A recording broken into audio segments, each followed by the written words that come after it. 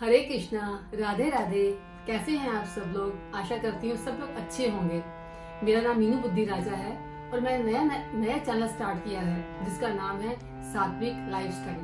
तो जैसे कि नाम से ही पता चल रहा है कि ये चैनल हम सबको एक सात्विक दिशा की ओर लेके जा सकता है। जैसे कि लॉकडाउन चल रहा है, आज के टाइम पे डिप्रेशन, अवसाद, डर, बेचैनी, ये सब चीजें हो रखी हैं।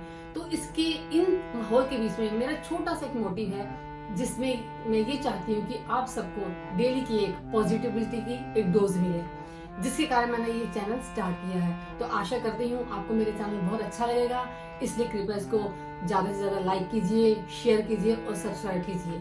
तो चलते हैं आज की एक बहुत ही वैदिक टेल्स की ओर। तो दोस्तों, जो कहानी आज मैं आपको सुनाने जा रही हूँ वो एक्चुअली कहानी नहीं है बल्कि सत्य घटना है जो कि जगन्नाथ पुरी टेम्पल की है। एक दिन लक्ष्मी देवी जी मार्गशीर्ष के बृहस्पतिवार को रूप धारण करके, एक बूढ़ी लेडी का रूप धारण करके अपने भक्तों के घर पहुंची।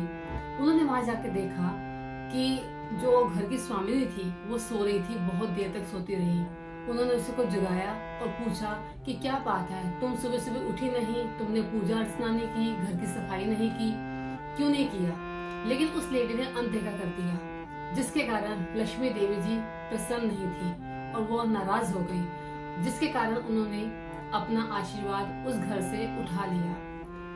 लक्ष्मी देवी का आशीर्वाद उठने के कारण वह घर बिल्कुल दरिद्र हो गया, वहां से सारा वैभव चला गया, सुख संपत्ति सब चली गई। इवन उन लोगों को अपने खाने पीने के लिए भीख मांगनी पड़ती थी।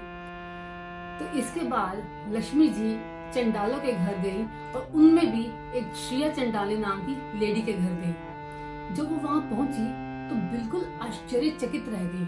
क्यों?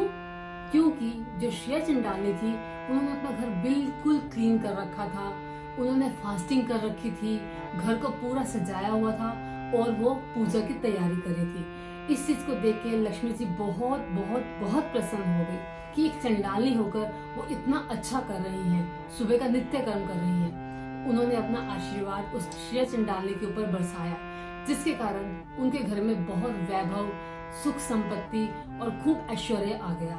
इतने में जगन्नाथ जी और बलदेव जी अपने टेम्पल से सुबह की मॉर्निंग वॉक के लिए निकले। इतने में बलदेव जी ने देखा कि लक्ष्मी जी किसी चंडाली के घर से बाहर निकल रही हैं। वो तो देखते ही इस चीज को आग बबूला हो गए और उन्होंने बोला, जगन्नाथ ये क्या हो रहा है? जगन्नाथ जी ने बोला, बड़े भैया क्या हुआ? तो बलदेव जी ने बोला, देखो तुम्हारी धर्म पत्नी कहाँ से आ रही है, एक चंडाली के घर से आ रही है। अब वो इस मंदिर में बिल्कुल नहीं रह सकती, उनको यहाँ से जाना होगा। जगन्नाथ जी चकराए कि अरे ये क्या हो गया, बड़े भैया क्या कह रहे हैं? उन्होंने उनको बहुत समझाने की कोशिश की कि आइंदा से ऐसा कभी नहीं होगा, लेकिन बलभद्र अपनी बात पर अडिग रहे। बोले, जगन्नाथ इस टेम्पल में या तो मैं रहूंगा या तुम्हारी धर्मपत्नी लक्ष्मी देवी रहेंगी। अब जगन्नाथ जी हैरान परेशान कि कितना समझाऊं भैया को। उन्होंने बोला, भैया प्लीज आप बात को मानिए, लक्ष्मी जी आइंदा से ऐसा नहीं करेंगी। लेकिन नहीं, आखिरकार जगन्नाथ जी लक्ष्मी जी के पास गए और उनको अपने बड़े भाई बलभद्र का आदेश सुनाया। और अब लक्ष्मी देवी हैरान परेशान कि ये क्या हो रहा है, क्योंकि मार्गशीर्ष के बृहस्पतिवार को उनको कहीं भी आने जाने की, अपने भक्तों के घर आने जाने की और उनको ब्लेसिंग देने की पूरी अनुमति थी और वो किसी अपराध की श्रेणी में नहीं आता। जगन्नाथ जी के ऐसे कठोर वचन सुनकर लक्ष्मी जी तो बहुत गुस्से में आ गई और उन्होंने उनके आदेश को मान लिया कि ठीक है, वो मंदिर छोड़कर जाएंगी। लेकिन उनके जाने के साथ साथ जो उनकी मंजरियां थी, जो उनकी असिस्टेंट थी, उनकी जो सखियां थी, वो भी अपनी स्वामिनी के साथ साथ चल पड़ी। और लक्ष्मी जी जाने से पहले क्रोधित अवस्था में जगन्नाथ जी को एक श्राप देकर गई। और श्राप ये था कि आज से लेकर अगले 12 सालों तक उनको भरपूर मात्रा में भोजन नहीं मिलेगा, जब तक कि वो भोजन स्वयं लक्ष्मी जी द्वारा पकाया और सर्व ना किया गया हो। और ये श्राप देकर लक्ष्मी जी अपनी मंजरियों सहित वहां से चली गई। तो अगले दिन जब जगन्नाथ जी और बलदेव जी उठे सुबह, तो उनको भूख लगी। अब ब्रेकफास्ट का टाइम हो गया था लेकिन कुछ खाना नहीं आया। तो बलदेव जी ने बोला, भाई जगन्नाथ क्या बात है, अब तक ब्रेकफास्ट नहीं आया? जगन्नाथ जी ने कहा, कैसे बात करते हो भैया आप, जो अन्न देने वाली थी अन्नपूर्णा देवी लक्ष्मी तो जा चुकी हैं अपनी मंजरियों के साथ। अब कौन खाना हमें कौन सर्व करेगा, कौन हमारी अग्निशुद्ध को बुझाएगा, क्या करें आप ही बताओ। तो बलदेव जी ने कहा ठीक है चलो हम ही किचन में जाते हैं, आप आज खुद ही खाना पकाना पड़ेगा।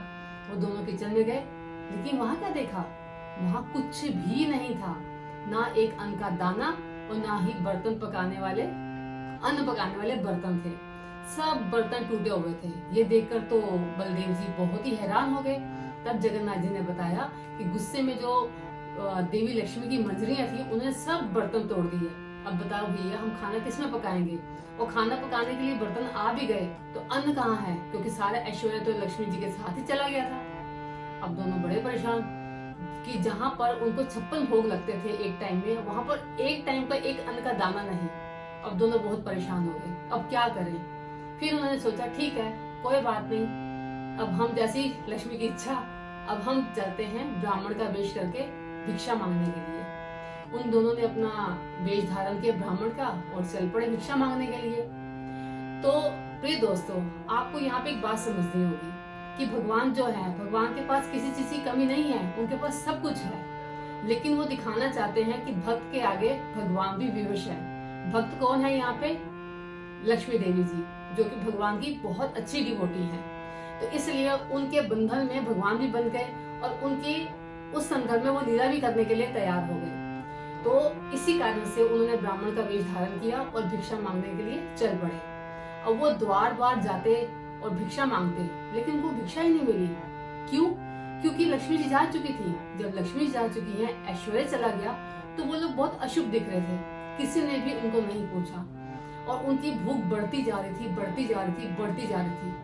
आप लोगों को पता है कि जगन्नाथ जी दिन में कितनी बार भोजन करते हैं और एक बार में भोजन में उनका कितना सारा भोजन होता है, 56 भोग से ज्यादा उनको भोग लगते हैं। तो इसी चीज को देखते हुए अब उन्होंने सोचा क्या करें, यहाँ तो कुछ भोजन मिला नहीं है, चलो कहीं और चलते हैं, कुछ पानी वानी पीते हैं। जब वो रास्ते में जा रहे थे तो अब देखिए लक्ष्मी जी ने क्या किया। लक्ष्मी जी ने सूर्य देव को बोला कि अपनी हीट और बढ़ा दो, क्योंकि गुस्से में बैठी थी। अब सूर्य देव ने भी उनका कहना माना और हीट इतनी बढ़ा दी, इतनी गर्मी होगी कि उनका जमीन पे चलना दूभर हो गया। वो जल्दी जल्दी चलते गए। अब उनको एक तालाब नजर आया। उन्होंने सोचा चलो खाना तो नहीं मिला, अब पानी पी के प्यास बुझाते हैं। जैसे ही पानी में हाथ डाला, अब वहां भी लक्ष्मी जी का क्रोध सामने आ गया। सारा का सारा पानी सूख गया। अब फिर से निराश हो गए। सामने एक पेड़ दिखा उनको कि चलो अब इस पेड़ की पत्तियां खा के थोड़ा गुजारा कर लेते हैं आज का। पेड़ के नीचे चले गए, लेकिन ये क्या, पेड़ की सारी पत्तियां एकदम से सूख गई और नीचे गिर गई। अब तो बेचारों को बहुत हताश हो गए दोनों। भगवान होते हुए बहुत हताश हो गए कि हमसे क्या हो गया और हमारे साथ ऐसा क्यों हो रहा है। खैर अब उन्होंने सोचा अब एक मंदिर चलते हैं। उनको दूर से एक मंदिर दिखाई दिया। वो मंदिर में गए, वहां पर सब भक्तजनों को प्रसाद मिल रहा था। आपने देखा होगा वो जो पफ राइस होते हैं, जिसको हम मीठी फुलिया भी कहते हैं। तो एक माता जी के हाथ में वो था। उन्होंने एक भिक्षा मांगी, हे माते हमें बहुत भूख लगी है, कि आप ये प्रसाद हमको देंगी। उन्होंने कहा ठीक है प्रभु जी आप ले लीजिए। ब्राह्मण को देके उन्होंने वो प्रसाद उनको दे दिया। लेकिन लक्ष्मी जी का गुस्सा यही शांत नहीं हुआ।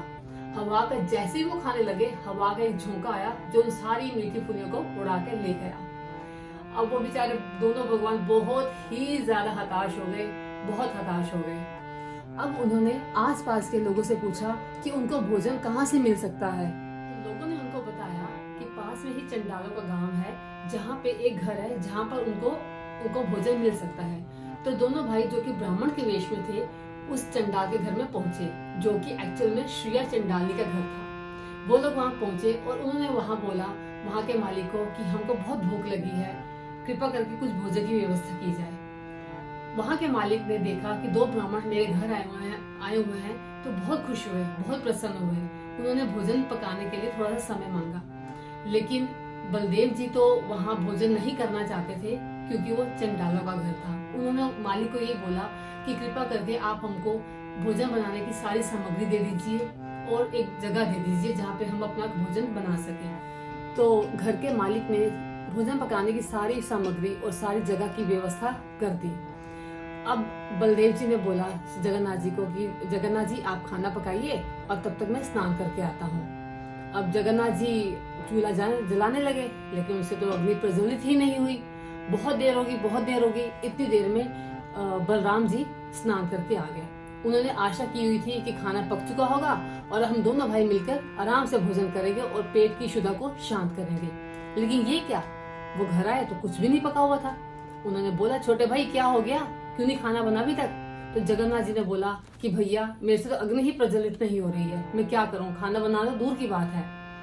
तो बलराम जी ने बोला कि आप हटो, मैं बनाता हूँ। अब जब उन्होंने चूल्हा जलाने की कोशिश की, चूल्हा जलना तो दूर, वहां पे अग्नि की बजाय पूरे घर में धुआं फैल गया। उस धुएं से आंखों में आंसू आने लगे और गले में खांसी शुरू हो गई। सब इधर उधर तितर बितर हो गए।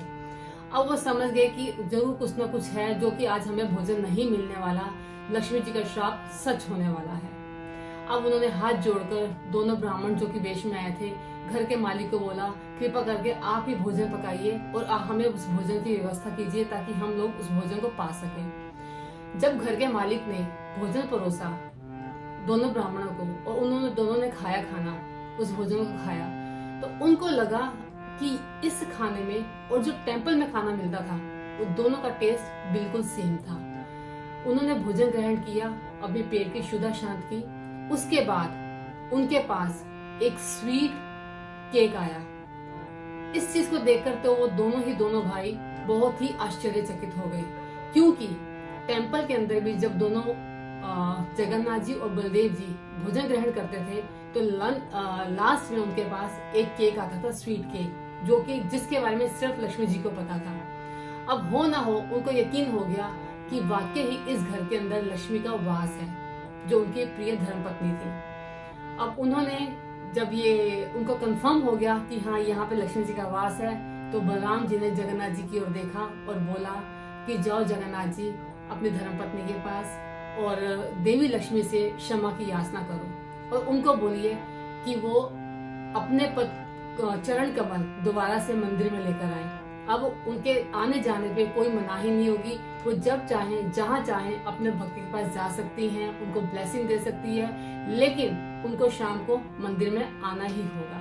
तो अब जगन्नाथ जी बहुत खुश हो गए और उनसे खुशी संभाले नहीं जा रही थी, तो वो फटाफट से दौड़ के लक्ष्मी जी के पास गए और उनको बलराम जी का आदेश सुनाया कि अब आप वापिस मंदिर में आ सकती हैं। तो यह सुनकर लक्ष्मी जी बहुत प्रसन्न हुई और वो मंदिर में आने के लिए तैयार हो गई। लेकिन साथ ही साथ उन्होंने एक वचन लिया जगन्नाथ जी से कि आज के बाद जगन्नाथ प्रसाद के लिए कोई भी भेदभाव नहीं होगा। एक ही प्लेट के अंदर चंडाल और ब्राह्मण दोनों ही जगन्नाथ जी का प्रसाद पा सकते हैं। तो ये थी जगन्नाथ महाप्रसाद की अद्भुत महिमा। दोस्तों थोड़े दिन में जगन्नाथ रथ यात्रा स्टार्ट होने वाली है, तो मैं चाहती हूँ कि आप इस वीडियो को खूब शेयर कीजिए ताकि लोग इसको सुने और उनका जगन्नाथ जी के प्रति प्रेम और बढ़े। हरे कृष्णा।